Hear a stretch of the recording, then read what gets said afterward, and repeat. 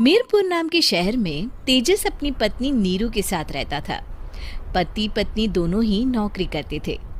एक दिन तेजस गांव अपनी माँ के पास फोन करता है। हेलो, प्रणाम माँ। जीते रहो माँ, तुम दादी बनने वाली हो हैं? अरे वाह, ठीक है बेटा, मैं कल ही आती हूँ। जब माँ जी शहर पहुंची तो बेटे बहू ने बहुत अच्छे से स्वागत किया। लीजिए माँ जी, चाय। अरे गर्मा गर्म पकोड़े ले आओ माँ के लिए। नीरू रसोई में गई और 2 मिनट में ही पकोड़े ले आई। जी ये लीजिए। बहू जादू से बनाए हैं क्या? अभी तो रसोई में गई थी। यम्मी। माँ जी, शीला रसोई में पकोड़े तल रही है, मैं बस लेकर आई।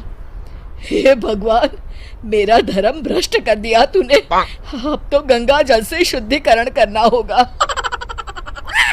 दूसरे दिन, माँ जी मैंने नाश्ता बना दिया है, ऑफिस जा रही हूँ। पर अभी तो घर का सारा काम पड़ा है।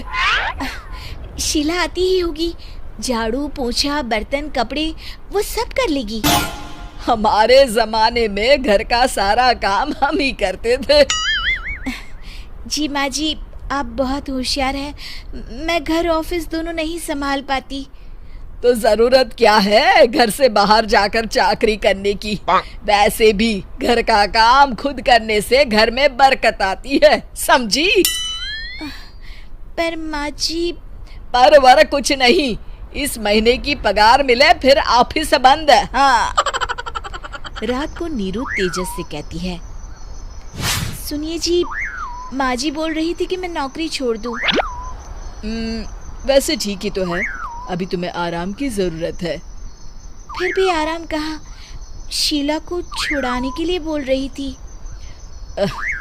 तो अब 24 घंटे में इतना काम तो कर ही सकती हो। पर जॉब पसंद है मुझे, घर पर मन नहीं लगेगा। अगले दिन जब दोनों ऑफिस के लिए निकल रहे थे, मेरी तो कोई कीमत ही नहीं है इस घर में। माँ जी, आजकल महंगाई बहुत है, रहन सहन भी बदल गया है, दोनों नौकरी करते हैं तभी ठीक रहता है। अच्छा, तू कहना क्या चाहती है? मेरा बेटा तुझे बिठा के खिला नहीं सकता? तू ही इस घर का खर्च चला रही है, हैं? नहीं माँ जी, मेरा वो मतलब नहीं था। मतलब खूब समझती हूँ, ये बाल धूप में सफेद नहीं किए मैंने। हाँ। अब तो ये रोज का काम हो गया था। तेजस भी रोज की झिकझिक से परेशान हो गया था।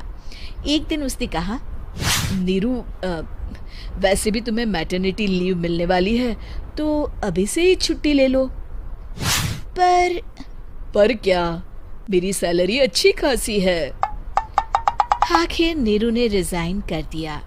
जब बच्चा हुआ तो घर में सब बहुत खुश हुए। कुछ दिनों बाद तेजस फाइल देख रहा था। क्या हुआ तेजस, कुछ परेशान लग रहे हो? हाँ, वो हमारी जितनी सेविंग्स थी वो तो हॉस्पिटल में और छठी के फंक्शन में खत्म हो गई है नीरू।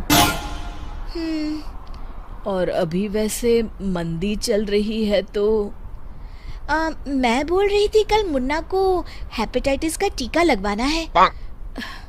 नीरू, क्या पोस्टपोन नहीं कर सकते? नहीं जी, बिल्कुल नहीं। अब तेजस को समझ में आ रहा था कि उससे गलती हुई है। पैसों की कमी का असर घर के माहौल पर भी पड़ रहा था। अगले दिन, बेटा मेरा चश्मा और ये दवाइयाँ ले आना, पर्चा देते हुए माँ जी ने कहा। जी। तेजस, मुन्ना के लिए दूध का डिब्बा और डायपर भी ले आना, और ये किराने के सामान की लिस्ट है, इसे भी लाना है। तेजस गुस्से में लिस्ट मरोड़कर फेंकता है और चिल्लाता है, पैसे क्या पेड़ पर उगते हैं? ये ले आना, वो ले आना। अरे पर ये जरूरत का सामान ही है। वो गुस्से में बिना कुछ कहे ऑफिस चला गया। अरे लंच तो ले जाइए। नीरू दौड़कर डिब्बा पकड़ाती है एक दिन खाना खाने के बाद, नीरू, अब तो मुन्ना कुछ बड़ा हो गया, तो अब तुम वापस ज्वाइन कर लो ना जॉब। पर इस रिसेशन में जॉब मिलना बहुत मुश्किल है। ट्राई तो करो। फिर मुन्ना, माँ जी है ना, और एक फुल टाइम मेड भी लगा लेंगे। पर माँ जी, उन्हें तो पसंद नहीं।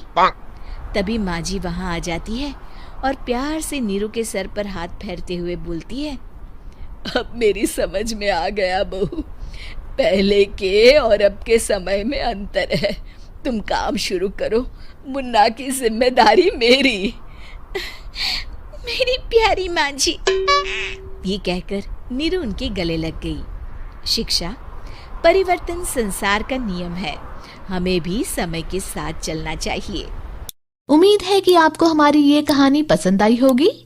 कृपया हमारे चैनल को सब्सक्राइब करें और सभी अपडेट्स के लिए बेल आइकन जरूर क्लिक करें। और हाँ, वीडियो लाइक और शेयर करना मत भूलिएगा। Bye bye.